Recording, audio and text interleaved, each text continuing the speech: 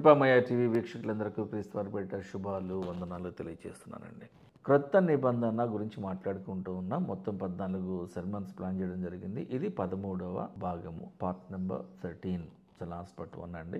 ఈ ప్రసంగంలో మీకు దేవుని యొక్క గుణగణాలు ఎలా ఉంటాయో మనకు కీర్తనల గ్రంథంలో చక్కగా పొందుపరచబడింది. దాని గురించి మాట్లాడుకుందాం. 135వ కీర్తనలోకి వెళ్దాం. 3వ వచనము. యెహోవా దయాళుడు, గాడ్ ఈజ్ గుడ్. యెహోవాను స్తుతించండి, ప్రైజ్ ద లార్డ్.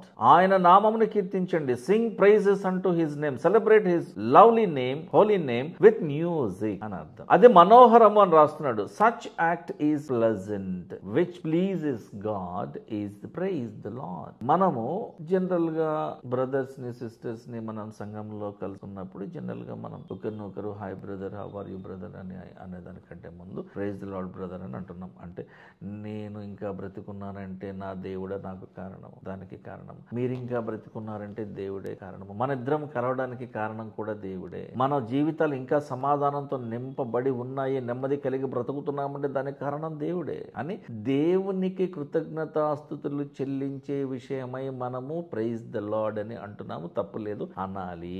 దేవుడు మంచివాడు. దేవుని యొక్క గుణగణాలు చాలా గొప్పవి. ఆయన ప్రేమస్వరూపి, సమాధానమునకు అధిపతి. ఆయన సమస్త నీతి యావత్తుకు రాజు దేవుడే. ఆ దేవుని కుమారుడైన యేసుక్రీస్తే. నహూము గ్రంథము 1వ అధ్యాయము 7వ వచనములో యెహోవా ఉత్తముడు అని రాసింది. ద లార్డ్ ఈజ్ గుడ్ అని రాస్తున్నది ఇంగ్లీష్. శ్రమ దినమందు ఆయన ఆశ్రయ దుర్గము. He's a stronghold in the day of trouble.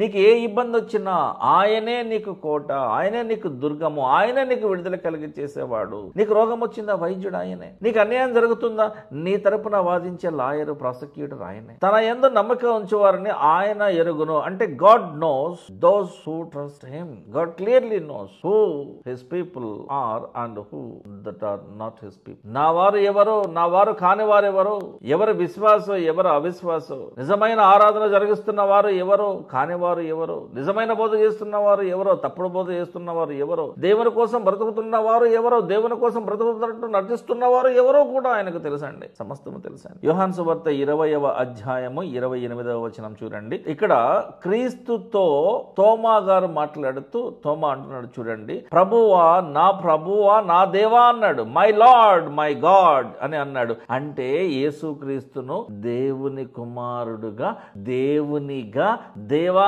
నీవే నా ప్రభువు, నీవే నా దేవునివి, నా సమస్తము నీవే దేవా, నేను అనుమానించాను, నేను అవమానించాను అని రిపెంటెన్స్ తో బాధపడుతున్నాడు. నిజమైన మారు మనసు పొందాడు, నిజమైన రూపాంతరంలోనికి ప్రవేశించాడు. ఈ ఒక్క మాటతో తోమా గారు నిజమైన మారు మనసు పొందాడు. మాట ద్వారా మారు మనసులోనికి ప్రయాణం చేశాడు ఆయన. యెషయా గ్రంథము 29వ అధ్యాయము 13వ వచనంలో, ఈ ప్రజలు నోటి మాటతో నా దగ్గరకు వస్తూ ఉన్నారు, పెదవులతో నన్ను గణపరుస్తూ ఉన్నారు, కానీ తమ హృదయంలో నాకు దూరం చేసుకుని ఉన్నారు. Christians usually greet one another with praise Lord. అంటే ఇది ఒక ఊత పదం లాగా అయిపోయింది, హాయ్ హౌ ఆర్ యు అన్నట్టు అయిపోయింది. కానీ వాస్తవానికి వారు దేవునికి చాలా దూరంగా ఉన్నారు.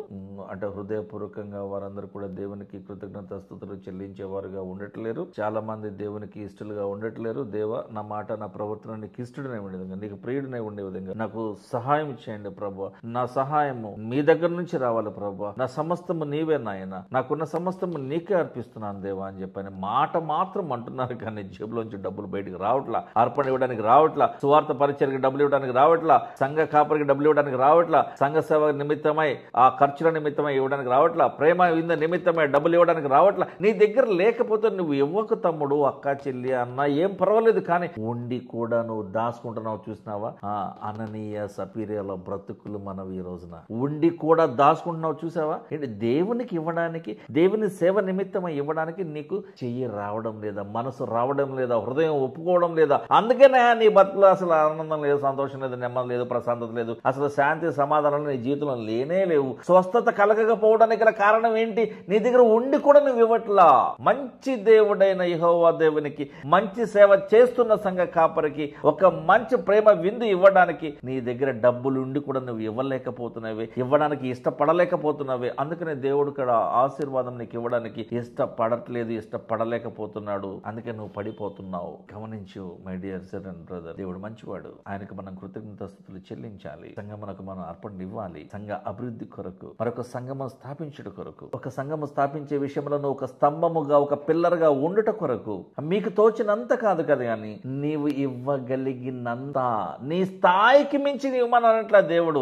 నువ్వు ఇవ్వగలిగినంత నీకు ఇచ్చాడు కదా దేవుడు. సరే నువ్వేమి ఇవ్వలేవు, దేవునికి స్తుతియాగం ఇవ్వ. కనీసము నువ్వు పేదవాడివి, బీదరాలివి, కనీసం స్తుతియాగం ఇవ్వు. బీదరాలు కానుక యేసు ప్రభుకి ఎంత నచ్చిందో తెలుసా? ఈ రోజున సంఘాలలో బీదలు, బిక్కలు, పేదవారు మాత్రమే శిష్యనగానే పడిపోతున్నారు. డబ్బులు ఉన్నవాడు ఎవడ పడ్డు చూడండి. బెంజ్ కార్ల నుంచి దిగిన వాడు, పెద్ద పెద్ద కార్లలో నుంచి దిగి ఆరాధనకు వస్తున్నవాడు ఎవడో పడ్డు. వాడు చాలా నీట్ గా ఉంటాడు, ఎందుకంటే వాడికి దయ్యాలతో పని లేదు, డబ్బు ఉంది కదా. అదే పెద్ద దయ్యం వాడికి. వాడు ఆల్రెడీ పెద్ద దయ్యంతో ఉన్నాడు. వాడు ఇంత చిన్న చిన్న వాటికి ఎందుకు పడిపోతాడండి? పేదలే. పూనకం చూడండి, గొప్ప గొప్ప డబ్బులున్న వాళ్ళకి రాదు, వ్యాపారవేత్తలకు రాదు, ఇంటర్నేషనల్ బిజినెస్ మ్యాగ్నెట్స్ కి రాదు, సెలబ్రిటీస్ కి రాదు. ఎవరికి వస్తుంది? గల్లీల్లో, బస్తీల్లో ఉంటారే వాళ్ళకి వస్తుంది అనమాట పూనకం. వేప మండలు పట్టుకుని అడావుడి చేసి అంత కాదండి, నిమ్మకాయలు బలైపోవాలి వాళ్ళ దెబ్బకి, టెంకాయలు బలైపోవాలి వాళ్ళ దెబ్బకి. డబ్బులు ఉన్న వాడికి ఎప్పుడు కూడా పెద్ద పెద్ద హీరోలు, పెద్ద పెద్ద సెలబ్రిటీలు, వ్యాపారవేత్తలు, డబ్బులు ఉన్న వాళ్ళు గుండు కొట్టించుకోరు అనమాట. పలానా దేవుడి దగ్గరికి, దేవుడి దగ్గరికి వెళ్ళి గుండు కొట్టించుకోరు. ఎందుకంటే వాళ్ళకి అవసరం లేదు. నీ 1000 మంది ఇచ్చే కనుక నేను ఒక్కడిని ఇచ్చిన ఇట్లా కట్టలు పడేసి నా హుండీలో ఏమనుకున్నావు? చాలా అది దేవుడికి, ఇంకేం కావాలి? చూతలేడేది దేవుడు అని వాళ్ళ యాటిట్యూడ్. దేవుడిని అడుక్కోవట్లా నాయన, యెహోవా దేవుడిని అడుక్కోవట్లా, యేసు ప్రభుని అడగట్లా. బహుశా మీ సంఘ కాపరి నిన్ను ఒకవేళ ప్రలోభాలకు గురి చేస్తున్నాడేమో. నువ్వు 10,000 ఇస్తే దేవుడు నీకు 10,000 ఇస్తాడని దొంగ మాటలు చెప్తున్నాడేమో. దేవుడు అడగట్లా. God is happy with joyful giver. నువ్వు మనసులో అనుకున్నంత, ఇవ్వగలిగినంత సంతోషముగా ఇచ్చేవాడిని దేవుడు ప్రేమిస్తాడని చెప్పని అంటున్నాడు. కొత్త నిబంధన గ్రంథంలో ఇవి మాటలన్నీ మనకున్నాయి. God loves a cheerful giver. కొరింథీ సంఘానికి పౌలు గారు రాసిన 2వ పత్రిక 12:9 ఉన్నది, చదవండి ఒకసారి. మంచి దేవుడు మనకి మంచి జీవితాన్ని ఇచ్చాడు. మనం కూడా దేవునికి మంచి వరముగా ఉండాలంటే, పరిశుద్ధముగా ఉండాలంటే ఆయన మాటలన్నిటిని మనకు జ్ఞాపకం చేసుకుని ఆయన చేయమన్న ప్రతి ఒక్కటి మనం చేయాలి. కొంతమంది అంటూ ఉంటారు, అర్పణలు మనం ఏవైతే మనకు వస్తున్నాయో, ఏవైతే విశ్వాసులు ఇస్తున్నారో, ఏవైతే దశంభాగాల డబ్బులు వస్తున్నాయో, ఏవైతే అర్పణలు వస్తున్నాయో, ఇవి ఆ సంఘానికి మాత్రమే ఖర్చు పెట్టాలని, లేదా ఆ సంఘ కాపురు ఒక్కడే తీసుకోవాలని కొంతమంది వాదన. బైబిల్లో లేవు ఇవన్నీ. మానవులు కల్పించినటువంటి వాటన్నిటిని కూడా దైవోపదేశంలోనే బోధించి వారికి శ్రమ. అది బైబిల్ చెప్తున్న మాటే. చిన్న ప్రార్థన. ప్రేమ గల మా కన్న తండ్రి, మా ఆత్మలన్నీ కూడా నీ ఆధీనంలో, నీ స్వాధీనంలో ఉండడానికి ఇష్టపడుతున్నాం నాయన. మేము బ్రతికున్నంత కాలము, చనిపోయిన తర్వాత కూడా మేము ఎప్పుడు నీతోనే ఉండాలని ఆశపడుతూ ఉన్నాం. నీ వాక్యమే మమ్మల్ని బ్రతికిస్తుంది ప్రభువా. నీ వాక్యమే మా పాదములకు దీపమై ఉన్నది. ఈ వెలుగులో మమ్మల్ని ఎప్పటికీ ఉండనివ్వమని యేసుక్రీస్తు వారి పరిశుద్ధ నామంలో ప్రార్థించి వేడుకుంటున్నాం తండ్రి. ఆమేన్. థాంక్యూ.